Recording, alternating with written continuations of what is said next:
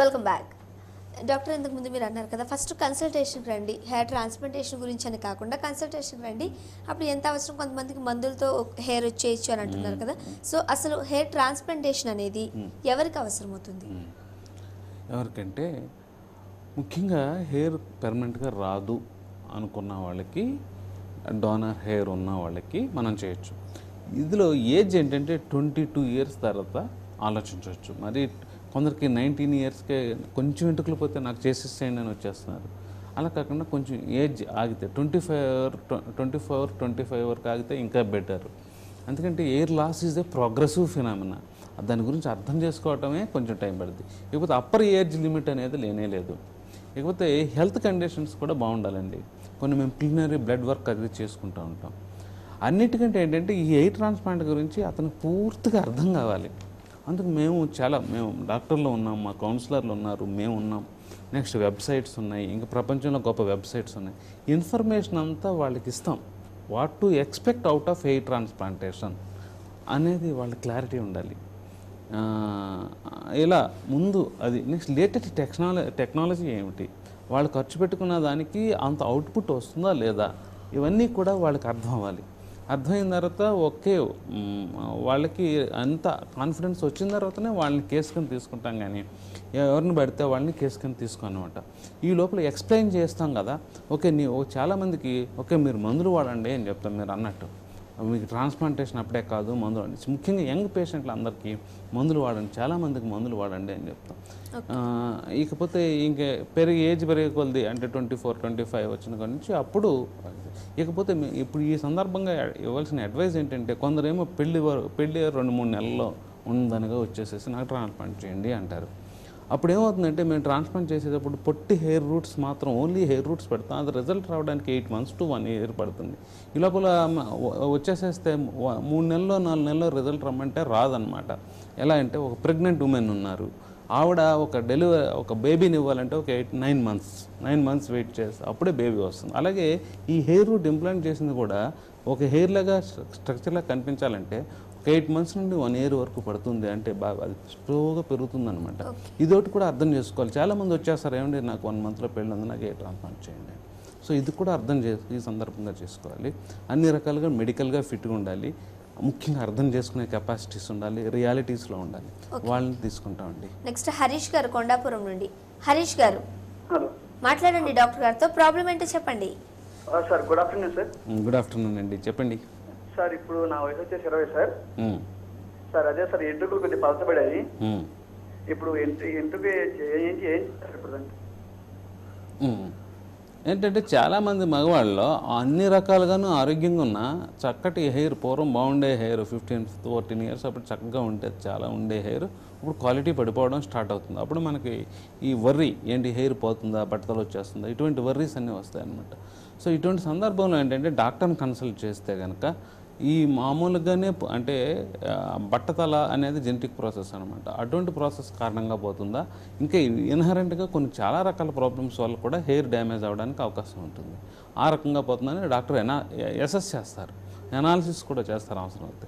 చేసిన తర్వాత ఒకసారి మందులే ఇస్తారనమాట. మందులు ప్రిస్క్రిప్షన్ వాడండి, మీరు చిన్నగా ఏజ్ ఉంది కదా, అప్పుడే హెయిర్ ట్రాన్స్ప్లాంటేషన్ ఎందుకు, కొంతకాలం వాడండి. Because hair loss is a progressive phenomena. బట్టతల్లో అయితే కనుక అది స్టాటిక్గా ఆగిపోదు, ఇంకా అది వస్తూ ఉంటుంది. అవన్నీ క్లారిటీ వస్తుంది.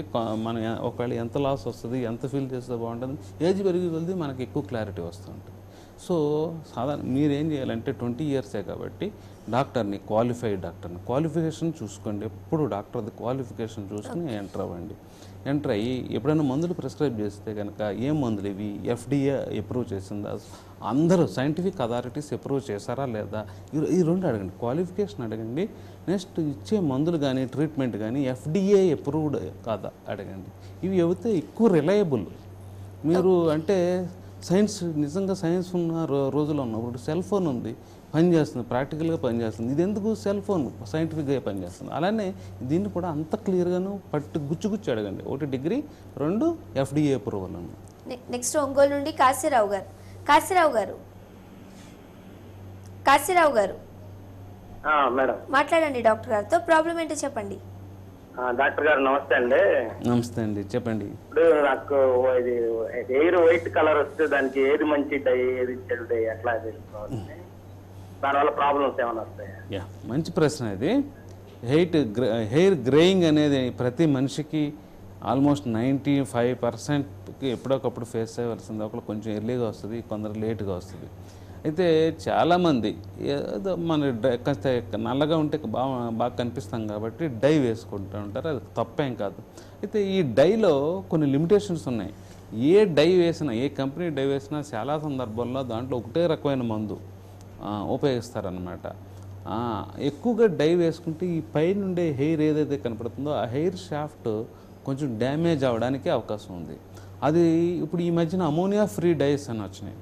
అవి వేసుకుంటే అంత ఎక్కువగా పాడవట్లా. హెయిర్ షాఫ్ట్ అంటే పైన కనిపించేదే, కానీ హెయిర్ డైస్ హెయిర్ రూట్ని ఏం పాడు చేయవు. హెయిర్ రూట్ హెల్తీగా ఉన్నంతసేపు మీరేం కంగారు పడాల్సిన వల్ల డై వేసుకోవచ్చు. అయితే మార్కెట్లో పౌడర్ రూపంలో ఒకటి, లోషన్ రూపంలో ఒకటి, ఆ కంపెనీ ఒకటి, ఎక్కువ కాస్ట్లీ ఒకటి, తక్కువ ఖరీదులో ఒకటి, ఇలా దొరుకుతూ ఉంటాయి. మీరు ట్రై చేయొచ్చండి. ఒకటి డై విషయంలో ఏంటంటే కొందరికి 1000 మందిలో ఇద్దరికో ముగ్గురికో ఎలర్జీ ఉంటుంది. అంటే డై వేసుకుంటే కనుక చాలా ర్యాష్, దురద వచ్చేసేసి, పొక్కులు వచ్చేసేసి ఇలా ఒక్కొక్కసారి ప్రాబ్లమ్స్లో పడతారనమాట. అటువంటి వాళ్ళు మాత్రం డైకి కొంచెం అటువంటి ఎలర్జీలు ఉన్న వాళ్ళు డై వేసుకోవడం మానేయడం మంచిదన్నమాట. మిగతా వాళ్ళకి డైతో ఎలర్జీ లేకపోతే కనుక డై వేసుకోవచ్చు. ఈ కంపెనీ డై మంచిది, ఆ డై కంపెనీ మంచిది అనేది అంత ఎక్కువగా ఆలోచించుకోండి. మీ బడ్జెట్లో ఉన్న డై చూసుకోండి. దానికోసం ఎక్కువ ఖర్చు పెట్టేసేకండి. నెక్స్ట్ మీకు ఎలర్జీ లేకపోతే మీరు డైలు వేసుకోండి. కొంచెం ఫ్రీక్వెన్సీ తగ్గించండి. మరి రోజు డై వేసుకోవచ్చు కదా, రోజు వేసేసుకుంటే హెయిర్ షాఫ్ట్ డ్యామేజ్ అవుతుంది.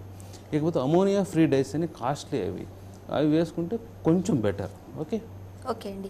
హెయిర్ ట్రాన్స్ప్లాంటేషన్ చేసేటప్పుడు ఎలాంటి ఇన్స్ట్రుమెంట్స్ యూజ్ చేస్తారండి? లేటెస్ట్ ఏమైనా వచ్చాయా? ప్రతిసారి మీరు చూస్తున్నారు కదా, సెల్ ఫోన్ లాస్ట్ మంత్లో ఉన్నది అవుట్డేట్ అయిపోతుంది, ఇంకో సెల్ ఫోన్ వచ్చేస్తుంది. అలాగే కెమెరాస్, అప్పుడు ఏదో 3 మెగాపిక్సెల్స్ అంటే గొప్ప, ఇప్పుడు 15 కూడా గొప్ప కాదు.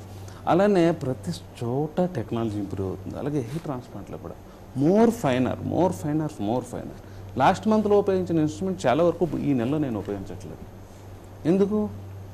ఫైనర్ ఇన్స్ట్రుమెంట్స్ అవి డెవలప్ చేస్తున్నారు, మనం వాడుతుంటే దానివల్ల బెనిఫిట్ వస్తుంది. సో లాస్ట్ మంత్ కంటే ఇప్పుడు మేము ఇంప్రూవ్ అవుతున్నాం, బెటర్ రిజల్ట్స్ ఇవ్వగలుగుతున్నాం. ఇప్పుడు యాక్చువల్గా ఫోర్సెప్స్ అని ఉంటాయి, మైక్రో ఫోర్సెప్స్. అలాగే మా మ్యాగ్నిఫైయింగ్ ఇన్స్ట్రుమెంట్స్ ఉంటాయి, అవి మంచి లూప్స్ మారుతున్నాయి రకరకాల. అంటే చక్కగా చాలా క్లియర్గా కనిపిస్తుంది. మనం ఏం చేస్తున్నాం, చిన్న హోల్ చేసినా సరే అదే ఒక నుయ్యితైనట్టు కనిపిస్తుంది. చిన్న హెయిర్ రూట్ పెడుతుంటే ఏదో పెద్ద చెట్టు అందులో వచ్చి పాతున్నట్టు ఉంటుంది అనమాట. అంత బాగా మ్యాగ్నిఫికేషన్, విజన్స్ మారినాయి. అలా మ్యాగ్నెటిస్ మైక్రోస్కోప్స్ అని, స్టీరియో మైక్రోస్కోప్స్ అని, ఇలా ఏంటంటే ప్రతి దాంట్లోనూ ఇన్స్ట్రుమెంటేషన్ మారుతుంది. ఇన్స్ట్రుమెంట్ ఎప్పుడైతే మారిందో రిజల్ట్ బాగుంటుంది.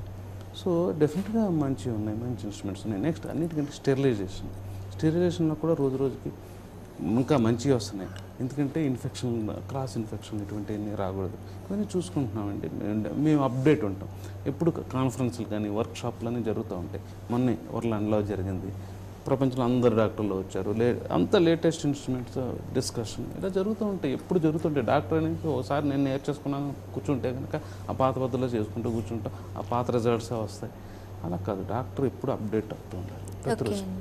ఇప్పుడు హెయిర్ ట్రాన్స్ప్లాంటేషన్ చేయించుకునే వాళ్ళకి మనీ ఉన్నా చేయించుకోవడానికి, అలానే హెల్దీ హెయిర్ ఉన్నా ఏమున్నా కానీ ఒకలాంటి భయం, సైడ్ ఎఫెక్ట్స్ ఏమైనా ఉంటాయా, లేకపోతే నొప్పి ఉంటుందా, ఎలా ఫేస్ చేయాలి, చాలా టెన్షన్తో ఉండి చాలామంది కొంచెం వెనకం చేస్తూ ఉంటారు చేయించుకోవడానికి ఈ భయాలతో. సో చెప్పండి, సైడ్ ఎఫెక్ట్స్ ఏమైనా ఉంటాయా, భయపడాల్సిన అవసరం ఉందా, నొప్పి ఎంతవరకు ఉంటుంది, ఎనస్థీషియా ఏమైనా ఇస్తారా? కామన్ ప్రాబ్లం ఇది. వెరీ ప్రూవెన్ ప్రొసీజర్ అండి. ఈ లేటెస్ట్ ఈ గాడ్జెట్స్, ఇన్స్ట్రుమెంట్స్ ఇవన్నీ వచ్చిన తర్వాత స్కిల్ఫుల్ హ్యాండ్స్లో అసలు సైడ్ ఎఫెక్ట్ గురించి ఆలోచించవలసిన పని లేదని చెప్తాను. ఒకవేళ వాళ్ళు ఆలోచించుకుంటే వాళ్ళ హెయిర్ కావాలా అక్కర్లేదా, దాన్ని ఖర్చు పెట్టగలరా లేదా, వాళ్ళకి డోనర్ హెయిర్ ఉందా లేదా, ఈ 3 ఆలోచించుకోవాలి. ఇక దేని గురించి ఎక్కువ బ్రెయిన్ పెట్టడం కూడా అనవసరం. మంచి సర్జనా కాదా, అది చాలా ఇంపార్టెంట్, అదొకటి ఆలోచించుకోవాలి. తర్వాత ఏంటంటే సైడ్ ఎఫెక్ట్స్ అసలు లేవండి. పెయిన్ అనేది అసలు నెగ్లిజిబుల్ అండి. తర్వాత లాంగ్ టర్మ్ సైడ్ ఎఫెక్ట్స్ గురించి వీళ్ళంతా చాలామంది భయపడతారు, ఏదైపోద్ది. ఇదేంటంటే హెయిర్ ట్రాన్స్ప్లాంట్ అంటే సూపర్ఫిషియల్ సర్జరీ అనమాట. అంటే సూపర్ఫిషియల్ లేయర్స్లో ఉండే హెయిర్ రూట్స్ చక్కగా పీకి సూపర్ఫిషియల్ స్కిన్ లేయర్స్నే పెడతాం. మేము ఎక్కడికో డీప్కి వెళ్ళిపోం. నర్వ్స్ కానీ వెసల్స్ కానీ వాటన్నిటిని డ్యామేజ్ చేసాము అసలు. అందుకే ఎక్కడికో వెళ్ళిపోం. బ్రెయిన్ కానీ స్కల్ కానీ ఇవన్నీ పాడు చేసేస్తాం అనుకుంటారు. అసలు వాటిని ముట్టుకోవాల్సిన పని లేదు. అందుకే ఇప్పుడు మాకు వచ్చే క్లయింట్స్లో ఎక్కువ మంది 40 to 60% of our clients are qualified doctors, highly qualified doctors. Next educated people వస్తున్నారు. ఇంకా కొంత అటు ఇటు కాని వాళ్ళు ఇంకా జడుస్తున్నారు. ఆ జడు పోతుంది. పోయిన తర్వాత అంతా ఒకేసారి మీద పడతారు. అంటే హెయిర్ ట్రాన్స్ప్లాంట్ అంటే రిజల్ట్ చూసి నెక్స్ట్ ఏంటంటే అన్ని రిజల్ట్స్ నెక్స్ట్ పేషెంట్స్ కూడా ఏమవుతున్నారంటే ఇప్పుడు హెయిర్ ట్రాన్స్ప్లాంట్ ఒక అబ్బాయి చేయించుకున్నాడు, ఒక 25 years అబ్బాయి చేయించుకున్నాడు. అతనికి చాలా మంచి రిజల్ట్ వస్తుంది. అయితే అయిన తర్వాత ఆయన పెళ్ళికి రెడీ అయిపోతాడు. రిజల్ట్ రాగానే పెళ్ళికి రెడీ అయిపోతాడు. ఆ సందర్భంలో చెప్తాడు, ఏం చేస్తాడు, ఆయన జుట్టే అంటాడు హెయిర్ ట్రాన్స్ప్లాంట్ వల్ల జుట్టు వచ్చింది అని చెప్పాడు. ఇట్టి పరిస్థితి అని చెప్పాడు. వాళ్ళ వైఫ్కి తెలియకూడదు, వాళ్ళ అత్తగారికి తెలియకూడదు, వాళ్ళ ఫ్రెండ్స్కి తెలియకూడదు. అది నిజమైన మంచి రిజల్ట్ వస్తే సీక్రెట్గా దాచేస్తున్నారు కూడా. ఎందుకంటే అదే పాత పద్ధతిలో ఎయిర్ ట్రాన్స్ప్లాంట్ చేస్తే ఎవరొకరు గుర్తుపెట్టేవారు. నీకు ఎయిర్ ట్రాన్స్ప్లాంట్ జరిగింది, ఇదేదో తేడాగా ఉంది అని గుర్తుపెట్టేవారు. అప్పుడు నిజమే చేయించుకున్నాను హెయిర్, అందుకే ఈ హెయిర్ వచ్చింది అని చెప్పేవాడు. ఇప్పుడు కొత్త పద్ధతులు అతి న్యాచురల్గా ఉండడం వలన అతను నాకు రిజల్ట్ వచ్చింది చెప్పలే. ఇప్పుడు మాకు ఎవరు మన మంచి సెలబ్రిటీస్ లైక్ మీ ఇలా యాంకర్స్, సినీ యాక్టర్స్ వీళ్ళందరూ వస్తారు. ఫస్ట్ చెప్పేది ఏంటంటే మేము మీ దగ్గర ట్రాన్స్ప్లాంట్ చేయించుకున్నామని ఎవరికి చెప్పకూడదు అంటారు. రెండోది వాళ్ళు చెప్పరు. సో వాళ్ళు ఎప్పుడైతే ఓ సెలబ్రిటీ ఓపెన్గా చెప్పాడో అప్పుడు నమ్ముతారు. ఒక మామూలుగా పేషెంట్ చెప్తే ఒకసారి నమ్మకపోవచ్చు. ఇలా ఏంటంటే కొంచెం అపోహలు నమ్మకం లేకపోవడం అనేది ఉంది. కానీ డెఫినెట్గా అటువంటి వాటి గురించి ఏమీ భయపడాల్సిన లేదు. సేఫెస్ట్ ప్రొసీజర్ ఏమైనా ఉందంటే హెయిర్ ట్రాన్స్ప్లాంటేషనే. Okay, thank you so much అండి. స్టూడియోకి వచ్చి కాలర్స్కి సజెషన్స్ ఇచ్చారు, అలాగే హెయిర్ ట్రాన్స్ప్లాంటేషన్ గురించి మాట్లాడారు. Thank you very much. Thank you అండి. ఇది లైఫ్ లైన్ కార్యక్రమం. చూస్తూనే ఉండండి TV1.